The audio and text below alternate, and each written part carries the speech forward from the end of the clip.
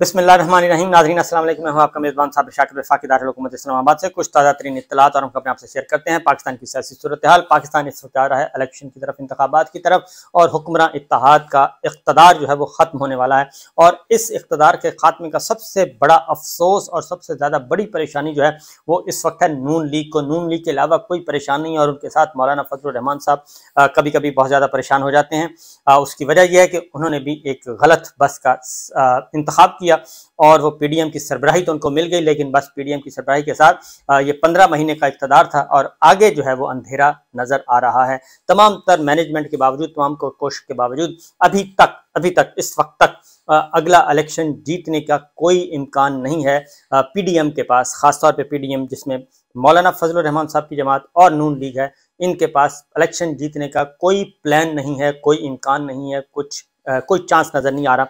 इसलिए अब ये नए से नए धांधली के प्लान बना रहे हैं। दूसरी जानब इमरान खान साहब के खिलाफ जितने भी इन्होंने 15 महीने में इमरान खान साहब के खिलाफ और इमरान खान साहब के साथ साथ जो मीडिया पे इन्होंने जुल्म किया पिछले 15 महीनों में, मीडिया पे जो जुल्म किया वो भी इस वक्त इनके सामने आने वाला है। और इन्होंने न चूं की न चरा की, बल्कि मीडिया के साथ मीडिया हाउसेस बंद किए गए और सहाफ़ियों के खिलाफ मुकदमात इस हद तक मुकदमात दर्ज हुए कि तसव्वुर नहीं किया जा सकता। मैं आपको बताता हूँ। सबसे पहले तो इनको मसला ये है कि इमरान खान साहब के खिलाफ इनके जितने भी पीटीआई इमरान खान साहब के खिलाफ जितने भी प्लान थे वो सारे के सारे हो गए हैं फ्लॉप, और एक एक करके वो अपनी मौत मर रहा है और सियासी मौत अब होने को है।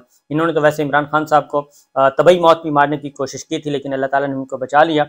एक दफ़ा नहीं 2-3 दफ़ा कोशिश की गई और फिर 9 मई का जो सबसे बड़ा गुब्बारा इन्होंने तैयार किया था 9 मई, और 9 मई का गुब्बारा अब आहिस्ता आहिस्ता फट रहा है और उसमें से भी इनके सियासी जनाजे जो हैं वो बरामद हो रहे हैं और आने वाले दिनों में मज़ीद बरामद होंगे।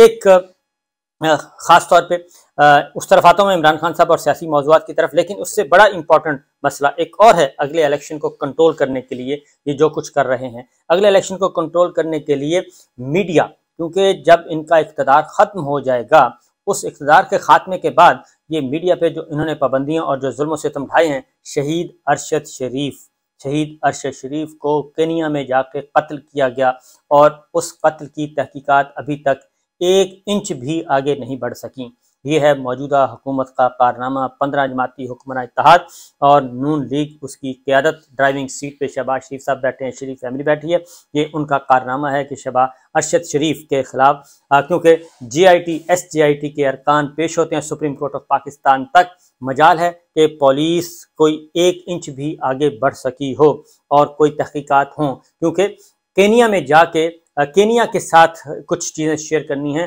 तो वो किसने करनी है? वो गवर्नमेंट ऑफ पाकिस्तान ने करनी है। गवर्नमेंट ऑफ पाकिस्तान ख़त किताबत से आगे नहीं बढ़ रहा और आहिस्ता आहिस्ता इनका इक़्तिदार ख़त्म हो रहा है, क्योंकि मरियम औरंगज़ेब साहिबा ने एक प्रेस कॉन्फ्रेंस की है और उसमें उन्होंने इतना झूठ बोला है कि आप तसव्वुर नहीं कर सकते, और फिर टीवी टॉक शोज़ में आके भी उन्होंने इस तरह की गुफ्तगू की है कि आप सोच भी नहीं सकते कि ऐसे ऐसे झूठ बोले जा सकते हैं। उन्होंने कहा जी कि सबसे पहले तो जो बिल बनाया उसका बुनियादी मकसद जो बिल मंजूर करवाया है कि मीडिया की ज़ुबानबंदी है, कानून साजी के ज़रिए मीडिया की ज़ुबानबंदी कर दी जाए और मीडिया पे कोई खबर ना आए और जिस खबर को वो चाहें उसको फेक करार दे दें, जिस खबर को चाहें वो डिसइंफॉर्मेशन करार दे दें, जिस खबर को चाहें वो मिसइंफॉर्मेशन करार दे दें। यानी आप पॉलिटिकल रिपोर्टिंग कर ही नहीं सकते, कोई खुफिया मुलाकातें होती हैं वो रिपोर्ट नहीं कर सकते, इनकी साजिशों के ताने बाने नहीं आप रिपोर्ट कर सकते, ड्राइंग रूम की पॉलिटिक्स आप रिपोर्ट नहीं कर सकते और इनकी खुफिया मुलाकातों को रिपोर्ट नहीं कर सकते, क्योंकि ये सारे का सारा चैप्टर ही क्लोज किया जा रहा है। बुनियादी में सादा ज़ुबान में बता रहा हूँ आपको, ये जो इस बिल का मकसद ये है, किसी को डिसइंफॉर्मेशन के ज़िम्मे में ले आएंगे, किसी को मिस इन्फॉर्मेशन के ज़िम्मे में ले आएंगे, किसी को फेक न्यूज़ के ज़िम्मे में ले आएंगे, और ये सारे का सारा वो है जो बुनियादी मकसद है कि आइंदा इंतखाबात आ रहे हैं, क्योंकि ये हुकूमत तो जा रही है। हुकूमत 15 दिन पहले एक अहम कानून साजी कर रही है और पूरे के पूरे सेंसरशिप पहले ही मीडिया पे गैर कानूनी तौर पे आयद है और उस गैर कानूनी सेंसरशिप को कानूनी दर्जा दिया जा रहा है और अगले 15 दिन के बाद इनकी हुकूमत नहीं होती और बड़ी बड़ी कानून साजियाँ कर रहे हैं, ये बड़े बड़े लेजिस्लेशन कर रहे हैं और कोई पूछने वाला नहीं है। इसी में ये है डिसइंफॉर्मेशन और मिस इन्फॉर्मेशन और ये जो कानून लाया गया है। अब इसमें कंपेयर किया जा रहा है। अब ये कर रही हैं कंपेयर इमरान खान साहब के ज़माने से। पैमरा के अंदर मीडिया की नुमाइंदगी मौजूद नहीं थी, तो पहली मर्तबा मीडिया को पैमरा की नुमाइंदगी दी गई है। ओ भाई, हमने मीडिया की नुमाइंदगी लेके क्या करना है, उसमें मीडिया पहले भी मीडिया की नुमाइंदगी होती थी। जो प्राइवेट जो कंप्लेंट काउंसिल है उसमें सारे प्राइवेट लोग होते थे, एक आध आदमी होता था पैमरा का। बाकी इन्होंने कहा कि जी हमारे दौर में तो हमने किसी टीवी चैनल को बंद ही नहीं किया। तो ये जो ARY बंद हुआ, बोल बंद हुआ, GNN बंद हुआ, ये किस लिए बंद हुआ? और फिर शहीद अरशद शरीफ का कत्ल हुआ, ये आपके दौर में हुआ। इमरान रियाज खान पिछले 72 दिन से लापता है, वो आपके दौर में है। उसके बाद समी इब्राहिम को उठाया गया, आपके दौर में। उसके बाद अयाज अमीर साहब को मार पड़ी, वो आपके दौर में। चौधरी गुलाम हुसैन साहब को FIA ने उठाया, आपके दौर में। और सलमान इकबाल पे, हमाद यूसुफ पे, खावर घुमन पे, अदील राजा पे, ये सब के सब मुकदमात हुए आपके दौर में। जमील फारूकी को उठाया गया, आपके दौर में। सिद्दीक जान के खिलाफ मुकदमा हुआ, आपके दौर में। और बाकी हमें को तो छोड़ दें, मुझ पे कोई मेरा ख्याल 10-15 मुकदमा तो मुझ पे हैं सिर्फ। और उसके बाद डॉक्टर मोहित पीरजादा, शाहीन सहबाई साहब, और जनाब एक और हमारे वजाहत सईद खान, ये सारे के सारे मुकदमात किसके दौर में हुए हैं, ये सारे के पूरी तफसील है। और इस वक्त आलमी इंसानी हकूक़ की तंजीमें, एमनेस्टी इंटरनेशनल और UN का जो हाई कमिश्नर है इंसानी हकूक़ का, वो सारे के सारे इन 15 महीनों के जितने भी आपने इंसानी हकूक़ की पामालियाँ की, मीडिया की पामालियाँ की, वो सब के सब यूरोपीय यूनियन की सफ़ीर बैठ के कहती हैं कि हम इन चीज़ों को मॉनिटर कर रहे हैं, ऑब्ज़र्व कर रहे हैं। ये पाकिस्तान को बदतरीन हालात में पहुँचा दिया। ये सारे के सारा आरिफ हमीद भट्टी साहब को, ये हारून रशीद साहब, सारे के सारे लोग जो हैं, इन सब के साथ जो जुल्म हुए वो किसके दौर में हुए? वो इन्हीं 15 महीनों के अंदर अंदर हुए। तो कहा यह जाता है कि जनाब हमने तो कुछ किया ही नहीं। तो मसला ये है कि इस तरह की कानून साजी पहले भी की गई। बुनियादी मकसद ये है कि अगले जो इलेक्शन होने हैं उनको रिग करना, अभी भी रिगिंग की हो जा रही है, प्री पोल रिगिंग अभी भी जारी है, और अब इलेक्शन होना है, इसको रिग करना है। और मसला ये है, बड़ी मज़े की बात असल जो है कि इन्होंने मैनेजमेंट देखें कैसे की है। अब एक तरफ सहाफ़ती तंजीमें, जो वर्किंग सहाफ़ी हैं, जो वर्किंग सहाफ़ियों की तंजीमें हैं, जो PFUJ Pakistan union of journalist, वो, और उसके बाद प्रेस एसोसिएशंस हमारी जो हैं पाकिस्तान की, वो सारी की सारी, और फिर न्यूज़ डायरेक्टर्स, ब्यूरो चीफ्स, ये सारे के सारे इसको रद्द कर रहे हैं, इस कानून साजी को। और इसको ताबीर किया जा रहा है कि ये मार्शल लॉ लगाने के मुतरादिफ है। और ये मार्शल लॉ लगाने के मुतरादिफ नहीं, बल्कि मार्शल लॉ लगाया जा रहा है इस वजह से, क्योंकि जिस माशरे में मीडिया आज़ाद नहीं होगा, मीडिया खुल के रिपोर्टिंग नहीं कर सकता, मीडिया बता नहीं सकता ये धांधली हो रही है इलेक्शन वाले दिन, इलेक्शन से पहले, इलेक्शन के बाद, तो आपने करना क्या है, फिर मीडिया को वैसे ही ताले लगा दिए जाए। क्योंकि ये बहुत पहले फ़ाहद हुसैन साहब जो हैं हमारे बहुत ही अच्छे आदमी हैं, अच्छे इंसान हैं, लेकिन वो अपना करियर तबाह कर बैठे। शहबाज शरीफ साहब की काबीना ज्वाइन कर ली, अच्छे खासे जर्नलिस्ट थे, और अब फिर मेरा ख्याल वापस से जा रहे हैं। तो उन्होंने ये पहले ही बता दिया था कि ये सारे का सारा मॉडल ही तब्दील कर रहे हैं हम, ये सारे का सारा मॉडल जो है वो तब्दील कर रहे हैं, टॉक शोज़ का मॉडल तब्दील कर रहे हैं, एंकर पर्सन, जर्नलिस्ट, ये सारे रिपोर्टिंग, इसको मॉडल को तब्दील कर रहे हैं। क्योंकि इसको हम लेके आ रहे हैं डिस्कशन में, इसको हम लेके आ रहे हैं डिबेट में, और उसमें हम अपनी राय नहीं दे सकते, कोई खबर नहीं दे सकते। वो सारे का सारा पहले से प्लान बता चुके थे, और ये उसी के मुताबिक हो रहा है, और ये सारा कुछ हो रहा है। अब हम अगली जो बात है वो ये है, एक तरफ सहाफ़ती तंजीमें हैं, वो इसको रद्द कर रही हैं, और तमाम के तमाम, और रिपोर्टिंग हो रही है, और इसको मुस्तरद किया जा रहा है। हामिद मीर साहब हैं, हम हैं, सब हैं, PFUJ है, ये सारी की सारी सहाफ़ती तंजीमें इसको रद्द कर रही हैं। लेकिन दूसरी जानिब पाकिस्तान ब्रॉडकास्टिंग एसोसिएशन जो है PBA, वो क्या कह रही है? वो कहते हैं कि पैमरा एक्ट में ज़्यादातर तरामीम तमाम स्टेक होल्डर्स की मुशावरत से की गई। यानी कि जो मालिकान है, टीवी मालिकान की एसोसिएशन PBA, अब ये देखना पड़ेगा, ये जो PBA ने स्टेटमेंट जारी किया है, इसमें तमाम टीवी ओनर्स जो हैं वो इस पे इत्तफाक करते हैं या नहीं, क्योंकि PBA में बहुत सारे टीवी चैनल्स को तो मेंबरशिप ही नहीं दी गई, और जो इंडिपेंडेंट उनको मेंबरशिप ही नहीं दी जाती, जैसे बोल TV है उसको नहीं दिया गया, लिहाजा कुछ और टीवी चैनल भी हैं, तो मेरे जहन में नहीं है, उनको नुमाइंदगी नहीं दी गई, तो वहाँ पे भी एक कार्टेल बना हुआ है।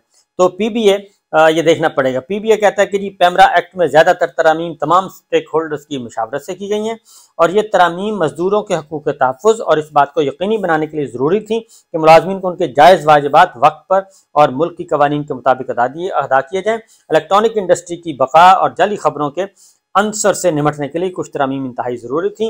पीबीए ने तमाम स्टेक होल्डर्स को ऑन बोर्ड लेने पर वफाकी वज़ीर इत्तलात की कोशिशों को सराहा। अब यहाँ पे आ जाते हैं, ये हैं मालिकान, मखसूस मालिकान जो हैं वो उनके अपने मफादात हैं, वो उन चीज़ों को देख रहे हैं। और दूसरी जानिब जो मीडिया का और जो जर्नलिज्म का, सहाफ़त का जो गला घोंटा जा रहा है, क्योंकि हमें आइन और कानून में इस बात की तहफ़्फ़ुज़ हासिल है, मीडिया को, मीडिया की रिपोर्टिंग करते हैं, सहाफ़ियों को जान माल आबरू की हिफाजत हासिल है। आज़ाद मीडिया पिछले दिनों में अमरीकी महकमा खारजा भी एक स्टेटमेंट दे चुका है और यूरोपीय यूनियन भी दे चुकी है, एमनेस्टी इंटरनेशनल भी दे चुकी है, RSF भी दे चुकी है और इस तरीके से इंटरनेशनल यूनियन ऑफ जर्नलिस्ट है वो दे चुकी है। वो सब के सब खबरदार भी कर चुकी है कि पाकिस्तान में जो कुछ इस वक्त हो रहा है ये 75 सालों में ऐसा नहीं हो, ऐसा जुल्म तो ज़िया साहब के ज़माने में नहीं हुआ जैसा ये शहीद अरशद शरीफ का मर्डर हुआ। तो ये सारे के सारे मामला जो हैं जी ये देखने वाले हैं और इसलिए जो वज़ीर इत्तलात और नशरियात जो हैं हमारी मरीम औरंगज़ेब साहबा, उनको मेरा ख्याल है सोचना चाहिए, क्योंकि इस वक्त माहौल बना हुआ है, वो कहते हैं कि जी इतना झूठ बोलें, इतना झूठ बोलें, इतना झूठ बोलें कि झूठ भी जो है वो अल्लाह से पनाह मांगे कि मुझे किन झूठों के हत्थे चढ़ा दिया है। और ये थकते नहीं है, मैं थक जाता हूँ, झूठ कह रहा है कि मैं थक जाता हूँ, ये नहीं थकते बोलते बोलते। तो ये इस वक्त की सिचुएशन है।